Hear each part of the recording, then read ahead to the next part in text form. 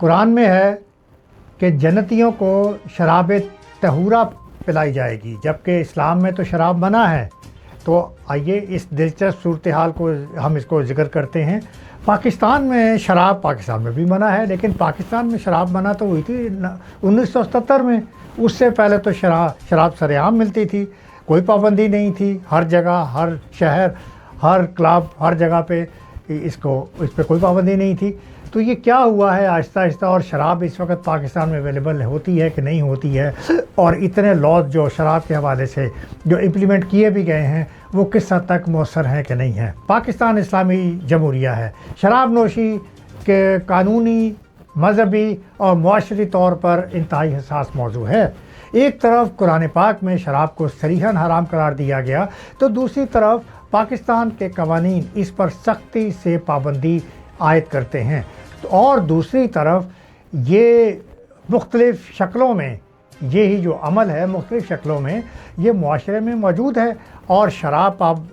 پابندی کے باوجود یہ جن لوگوں کو اس کو چاہیے ہوتی ہے، جن لوگوں کو ان کی طلب ہوتی ہے، وہ لوگ ان کو بڑے آرام سے حاصل کر لیتے ہیں۔ بلکہ پاکستان میں تو ویسے بھی کہا جاتا ہے کہ جس چیز پہ پابندی لگا دو اس کی ڈیمانڈ بڑھ جاتی ہے، اور جس پر لا پاس کر دو وہ چیز اس کے بعد ملنا آسان ہو جاتی ہے۔ تو شاید شراب بھی ایسی ہے۔ تو میں مزے کی بات یہ ہے کہ میں ابھی کل ہی کی بات ہے کہ میں ایک شخص سے بات کر رہا تھا، میں وہاں بال کٹوا رہا تھا، تو میں نے اس کو مذاق میں کہا، میں نے کہا یار شراب ملتی ہے پاکستان میں؟ تو وہ مجھے ہنس کے کہتا ہے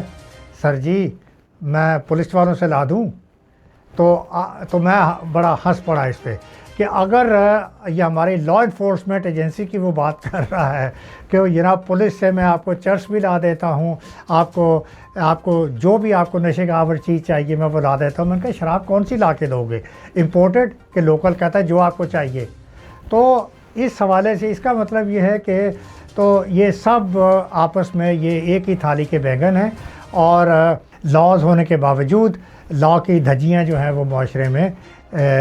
بکھری ہوئی ہیں۔ تو یہ مضمون شراب نوشی کے حوالے سے میں نے اس کا عالمی تاریخ کے حوالے سے بھی تھوڑا سا آپ کے لیے جائزہ لیا ہے، میں پاکستان کے قانون کا بھی جائزہ لیا ہے، میں نے مذہبی تعلیمات کو بھی دیکھا، کو بھی ایک نظر ڈالی ہے، سرکاری اعداد و شمار پہ بھی ذرا غور و فکر کیا ہے، معاشرتی حقائق کو بھی دیکھا ہے، اور ادب میں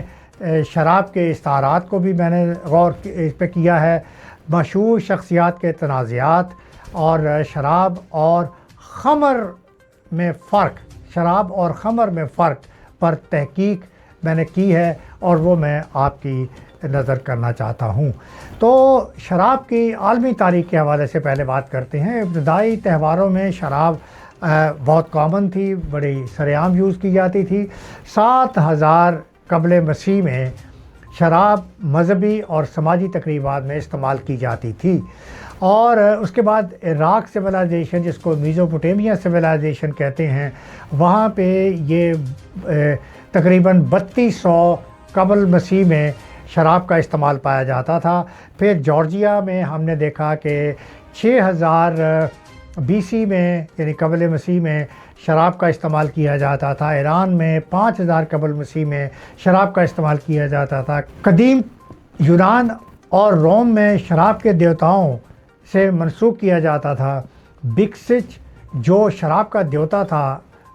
تہواروں میں شراب نوشی کو عبادت کا حصہ سمجھا جاتا تھا۔ چین کے اندر بھی ایک طویل تاریخ ہے شراب نوشی کی، چاول اور انگور سے وہاں پہ شراب تیار کی جاتی تھی۔ بر صغیر میں بھی یہ روایت بڑی قدیم زمانے سے چلتی آ رہی ہے، اور اسے یہاں پہ دوائیوں کے طور پہ بھی استعمال کیا جاتا رہا، اور تفریحی مشروب کے طور پہ بھی استعمال کیا جاتا رہا تھا۔ اور قرآن اور مذہبی تعلیم کے حوالے سے اب میں شراب کا ذکر کرنا چاہوں گا۔ شراب حرام قرار دی گئی ہے۔ سورۃ مائدہ کے آیت نمبر 90 میں شراب، جوا، بتوں کے آگے نظر کی گئی چیزیں اور پانسے، یہ تمام عمل گندے شیطان کا کام ہے، اور ان پر پابندی ہے۔ اگلی آیت میں واضح کیا گیا ہے کہ شیطان تو یہ چاہتا ہے کہ شراب اور جوئے کے ذریعے تمہارے درمیان دشمنی اور بغض ڈال دے، اور اللہ کے ذکر سے تمہیں روک دے۔ قرآن میں شراب کے حوالے سے 3 مراحل میں حکم نازل ہوئے۔ پہلا حکم جو ہے وہ شراب کے نقصان اور فائدے دونوں کا ذکر کیا گیا، لیکن نقصان فائدے سے بڑھ کر نہیں ہے یہ بتایا گیا۔ اور دوسرے مرحلے میں نماز کی حالت میں نشے کو منع کیا گیا،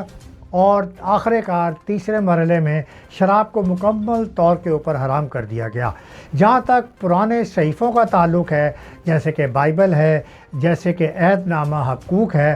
وہاں بھی جو ہے اس میں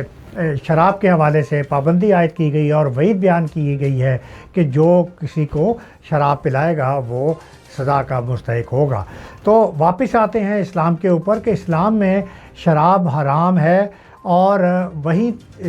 جو یہودی اور جو مسیحی مذاہب ہیں ان میں بھی نشہ آور چیزوں سے اجتناب پر زور دیا گیا ہے۔ اگرچہ ان مذاہب میں شراب کو بعض موقعوں کے اوپر استعمال کرنے کی اجازت دی گئی ہے، لیکن اسلام میں بہرحال اس کی اجازت نہیں دی گئی۔ دوسری بات، میں دوبارہ سے خمر پہ آتا ہوں کہ شراب اور خمر میں فرق کیا ہے۔ دیکھیے، یہ ایک چیز نہیں ہے۔ خمر عربی کا لفظ ہے، خمر کا مطلب ہوتا ہے پردہ ڈالنا، خمر کا مطلب ہوتا ہے ڈھانپ دینا۔ تو خمر ایک نشہ ہے جو عقل کو ڈھانپ دیتی ہے، اس لیے جس چیز سے نشہ ہو وہ اس سے عقل بند ہو جاتی ہے اور اس چیز کو حرام قرار دیا گیا ہے۔ تو اس طرح سے اس کو شراب سے اس کو علیحدہ رکھا گیا ہے، اور خمر جو ہے وہ جو ہمیشہ نشہ آور چیزوں سے، اگر خواہ وہ آپ انگور سے حاصل کریں، آپ کھجور سے حاصل کریں، آپ شہد سے حاصل کریں، یا آپ کسی اور طریقے سے حاصل کریں، بال خمر پہ پابندی ہے۔ اور دوسری طرف جو شراب ہے وہ بھی ایک عربی کا لفظ ہے، یہ ایک مشروب ہے۔ پانی کو بھی یہ کہا جاتا ہے، جوس کو بھی کہا جاتا ہے، دودھ کو بھی کہا جاتا ہے، لیکن بہرحال یہ ایک پازیٹیو سینس میں یوز کیا گیا ہے، اور قرآن میں بھی شراب کا ذکر کئی مرتبہ آیا ہے، لیکن اس دفعہ اس کا ذکر جو ہے وہ پاکیزہ مشروب کی طرف سے کیا گیا ہے، جو کہ جنت کے اندر جو جنتیوں کو وہ پلائی جائے گی، اور یہ ان کے لیے یہ جائز ہے۔ تو حضور نے خاص طور پہ فرمایا تھا کہ ہر شے جو نشہ پیدا کرتی ہے وہ خمر ہے اور وہ حرام ہے۔ تو اب آئیے پاکستان کے قانون کی طرف۔ پاکستان کے قانون کی سے پہلے میں آپ کو اسلام کی طرف دوبارہ سے آپ کو بتا دوں کہ اسلام میں شروع میں 40 کوڑوں کی سزا دی جاتی تھی شراب کو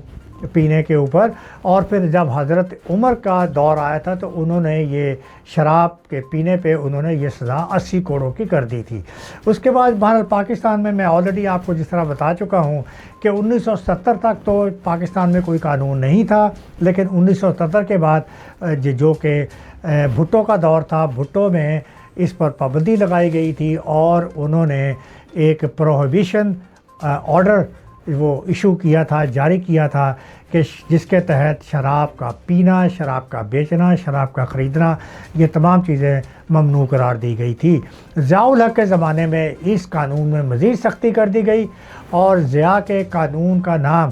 پروہیبیشن انفورسمنٹ آف حد آرڈر یہ جاری کر دیا گیا تھا، جس کے تحت سزائے موت کی سزا، تعزیرات کی سزا اور ایون کوڑوں کی سزا وہ برقرار رکھی گئی۔ تو لیکن اس سزا میں جو ضیاء الحق نے دی، اس میں غیر مسلموں کو، جس میں اقلیتی ہیں، ان کو اس سے استثناء قرار دیا گیا تھا، اور لیکن بہرحال اس وقت صورتحال یہ ہے کہ قانوناً تو یہ جرم ہے، اور اس کا بیچنا اور اس کا لینا جرم ہے، لیکن 4 شہروں میں یہ سنا ہے بڑے آرام سے یہ مل جاتی ہے، کراچی، لاہور، پنڈی اور اسلام آباد میں، اور ایک اعداد و شمار کے مطابق لگ بھگ 1.5 کروڑ جو اشخاص ہیں وہ شراب نوشی کرتے ہیں پاکستان میں، اور وہ کسی نہ کسی طریقے سے شراب کو حاصل کر لیتے ہیں، بے شک وہ غیر مسلموں سے حاصل کریں، بے شک وہ کسی اور انلیگل طریقے سے حاصل کریں، بے شک وہ 5 اسٹار ہوٹل سے حاصل کریں، اور بے شک وہ اور اس طرح کے جو انلیگل مینز ہیں وہاں سے حاصل کریں، یا سمگل شدہ جو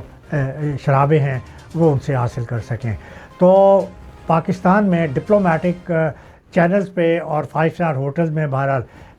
یہ ان کو لوگوں کے لیے، غیر مسلموں کے لیے یہ ایک فیسلٹی رکھی گئی ہے۔ نشے کی حالت میں نماز جائز نہیں ہے۔ ناظرین، مسئلہ یہ ہے کہ شراب بھی اگر شراب چھوڑ دیں تو چونکہ ان کو ایڈکشن ہو چکی ہوتی ہے تو وہ اس سے بھی برے نشوں کی طرف چلے جاتے ہیں، جس میں افیم ہے، چرس ہے، جس میں آئس ہے، ہیروئن ہے، اور یہ نشے ان سے زیادہ خطرناک ہیں اور وہ اس طرف چلے جاتے ہیں اور اس طرح سے اپنے آپ کو زیادہ نقصان پہنچاتے ہیں۔ دوسری بات یہ کہ ایک اور شراب، ایک تو امپورٹڈ شراب ہوتی ہے جو کہ زیادہ مہنگی ملتی ہے، اور ایک دیسی شراب ہوتی ہے جو چند 100 سے چند ہزار میں آپ کو مل جاتی ہے، اور یہ دیسی شراب جو ہے یہ گنے سے اور گاؤں کے اندر اور دیہی علاقوں میں یہ تیار کی جاتی ہیں، اور یہ بڑی خطرناک ہوتی ہیں، یہ بڑی زہریلے ہوتی ہیں۔ ان کو عام زبان میں کپی کہا جاتا ہے، اور یہ کپی پینا جو بہت ہی خطرناک ہے، کیونکہ کپی، میں چونکہ ڈاکٹر بھی ہوں تو کپی بھی بیسیکلی اس میں جو ہے نا زہریلے کیمیکل جو ہیں وہ ملائے جاتے ہیں، جیسے کہ اس میں اسپرٹ ملائی جاتی ہے، اس میں ووڈ الکوہول ملایا جاتا ہے، اسی طرح ایتھنائل جو ہے وہ ملایا جاتا ہے۔ تو یہ جو کیمیکلز ہیں یہ بہت خطرناک ہیں، ایون کہ وہ برتن، اگر یہ دیسی شراب بنانے والے برتن جو ہیں اگر وہ زنگ آلودہ ہوں یا بہت زیادہ خراب ہوں، وہاں سے بھی جو لیڈ پوائزننگ اور اس طرح کے جو پوائزننگ ہے وہ ان سے بھی یہ نقصان پہنچتا ہے، اور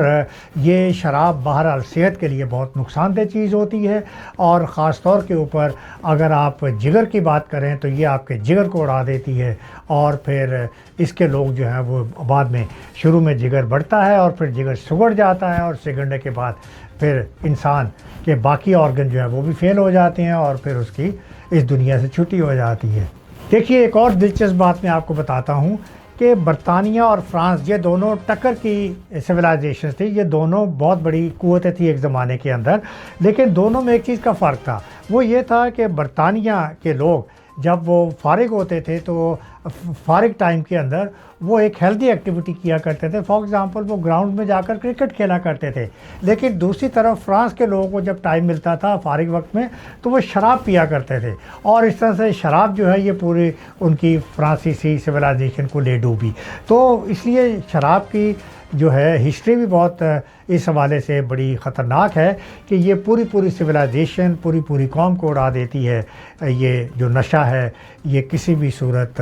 نہ ایک فرد کے لیے بہتر ہے نہ قوم کے لیے بہتر ہے۔ آئیے آپ کو مزے کی بات بتاتا ہوں اسلامی تاریخ کے حوالے سے۔ ایباسڈ سویلائزیشن، عباسی ہمارے ہاں خلفاء وہ رہے ہیں، اور دو بہت بڑے لیجنڈ عباسی خلیفہ رہے ہیں، مامون اور ہارون رشید، اور یہ بھی شراب پیا کرتے تھے، اور انہوں نے اپنے زمانے میں ایک شراب ایجاد کی تھی جس کا نام انہوں نے نبیذ رکھا تھا۔ تو یہ نبیذ پیا کرتے تھے، اور انہوں نے اس حوالے سے مولویوں سے فتویٰ بھی لے لیا تھا کہ نبیذ پینا جائز ہے۔ اس طرح سے انہوں نے ایک انلیگل تاریخ کو لیگلائز کرنے کا طریقہ ڈھونڈ لیا تھا، شراب پینے کا طریقہ ڈھونڈ لیا تھا۔ اسی طرح سے مجھے یاد آ رہا ہے کہ جو مغل بادشاہ تھے وہ تمام کے تمام شراب نوشی کیا کرتے تھے، سوائے ایک بادشاہ کے جو کہ اورنگزیب عالمگیر ہے، وہ شراب نوشی نہیں کرتا تھا۔ مغلوں کے حوالے سے میں ظہیر الدین بابر کا بھی ذکر کرتا ہوں، اس کی کتاب ہے تو اس کے بابری، اور اس میں وہ لکھتا ہے کہ